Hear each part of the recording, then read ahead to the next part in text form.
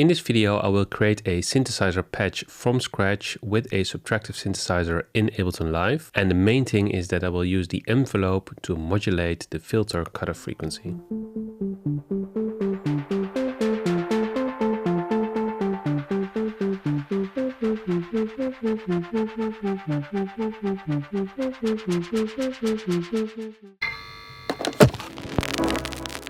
Another patch from scratch. In this video, I will create a synthesizer patch from scratch with the drift synthesizer in Ableton Live. And I want to create a short sound, and the main thing I will use to do this is the envelope, the second envelope in the drift synthesizer to modulate the cutoff frequency of the filter. Then of course I will tweak the sound further to my liking and assign multiple macro parameters and maybe also add some effects to create a sound that is usable in a production. So let's go to Ableton and you can follow along step by step as I create this sound from scratch.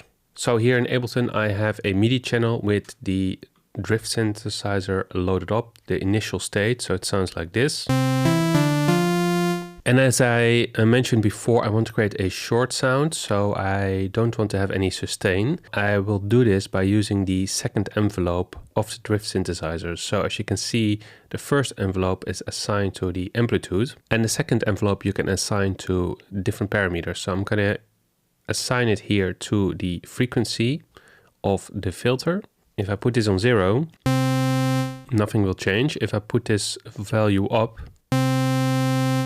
also nothing changes. And that is because the filter is already open, and if you put the modulation amount of the envelope on 100%, it can't open the filter more because it's already open. So what you have to do is either put this on -100, or we close the filter all the way and we open up and put the envelope amount on 100%. And now it uses the envelope to open up the filter. We can better illustrate this if we put this on, let's say 50%, then it opens up the filter only a little bit. Or if we put the sustain down, then it opens up the filter only for a short amount, the amount of the decay. So let's put this on, let's say 1.5 seconds. The envelope is used to open up the filter, and the longer the decay is, the longer it will open the filter. And if you have a sustain at 100%, it will continue to open the filter. So now we created a short sound, and that is because the filter is only open for a short amount. If you put the sustain on, let's say 40%, it will keep the filter open, but not all the way. But since we want a short sound, let's keep the attack on 1, decay 1.5 seconds, sustain 0, and release 500. And now we can also play with the amount. So maybe we don't open the filter all the way, but we put it on 80%, add some resonance. And then we have that. Let's change a little bit of the other parameters of the synth. So maybe the oscillator type.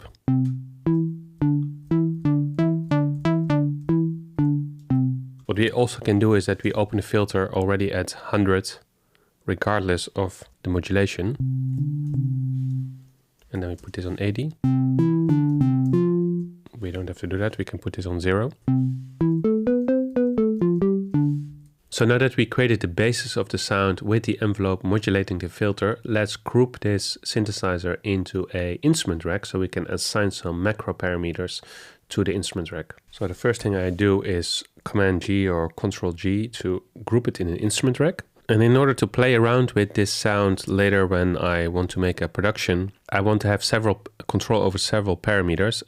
For instance, the decay of the envelope, the amount of modulation from the envelope to the filter, and also the shape of the oscillator and the noise levels. Let's start with the modulation. So the decay of the envelope to decay. And if we open this up, it's from 5 milliseconds to 60 seconds. So we can do to 5 seconds, that's enough. So maybe 5 milliseconds is too little, we do 500.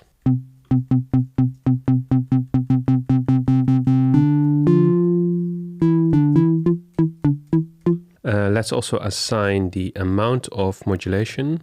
So that's the mod amount from 0 to 100.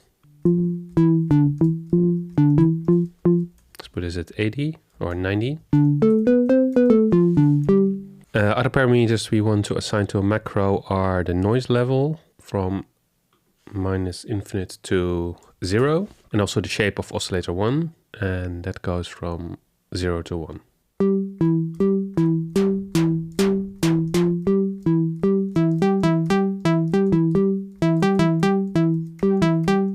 So now we have 4 parameters to play with, and since it's a very short note or a sound with a very short sound, we might want to add an arpeggiator, and then we want to turn on and off the arpeggiator, so arp on off as the first macro, and then also the rate as the second macro, arp rate, and we set it to down and up.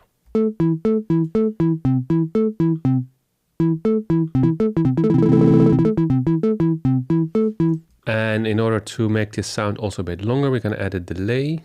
And for the delay, we also want to be able to turn the delay on and off. So we map the delay to macro 7, call it delay on off. And the other parameter we want to control is the amount of feedback.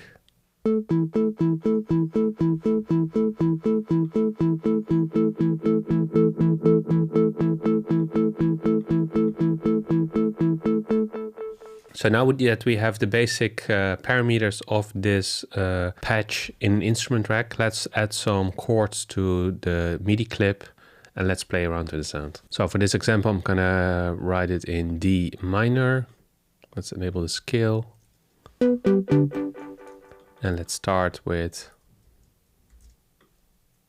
something like this.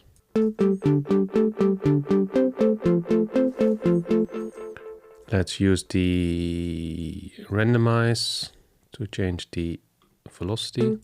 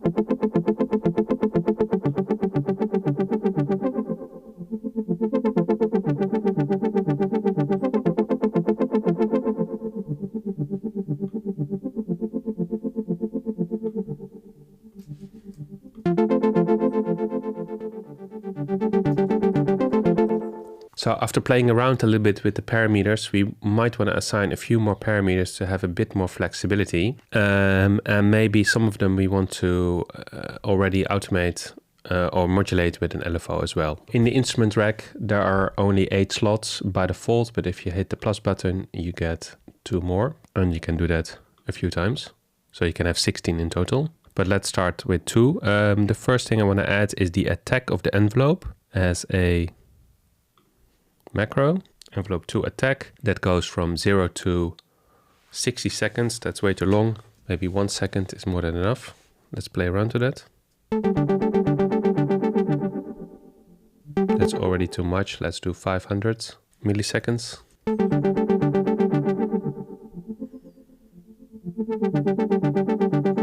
So you can get that kind of reversey, brass kind of type of sound.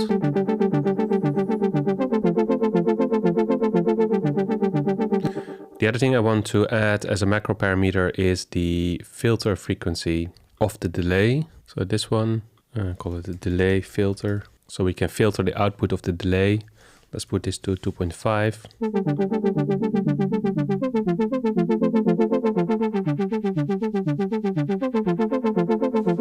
That's just nice to have as well. Let's color code the macro parameters that are related to the modulation. So it's the envelope decay, the envelope attack, and the modulation amount. Then we have the arpeggiator, so we color code them this kind of greenish color. The noise and the oscillator, they're the same type of parameter. And the rest is all for the delay, so that's going to be this orange color. So now we can get a better overview of which parameter belongs where.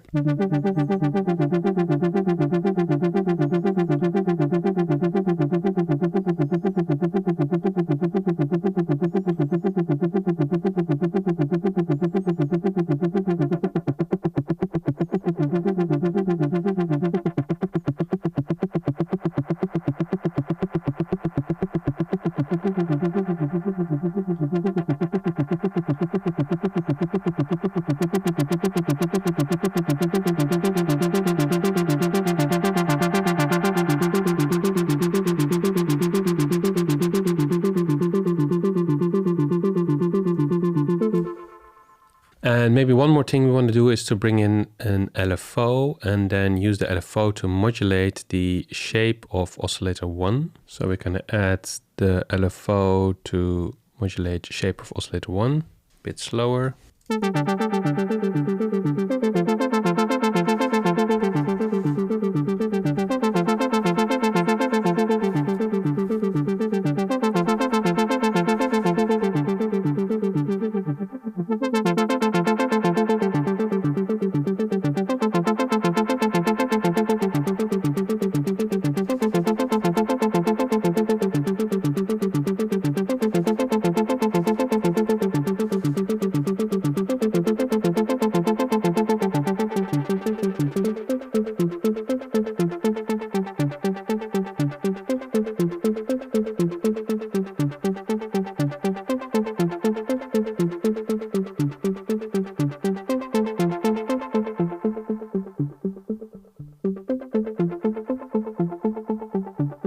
And just remember that if you want to make the sound darker, we can use the mod amount of the envelope to the filter to not completely open the filter, but then limit it a little, maybe to 70.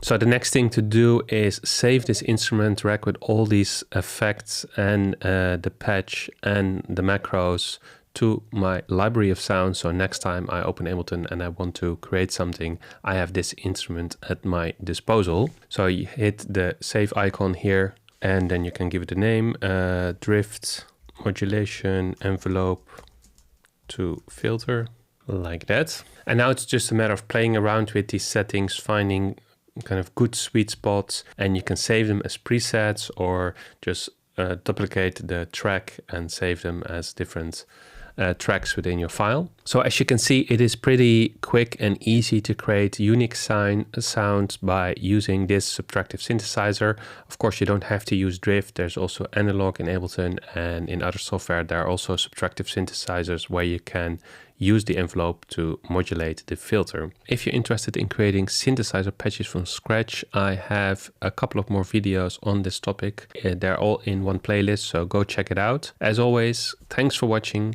Keep making music and see you in the next one.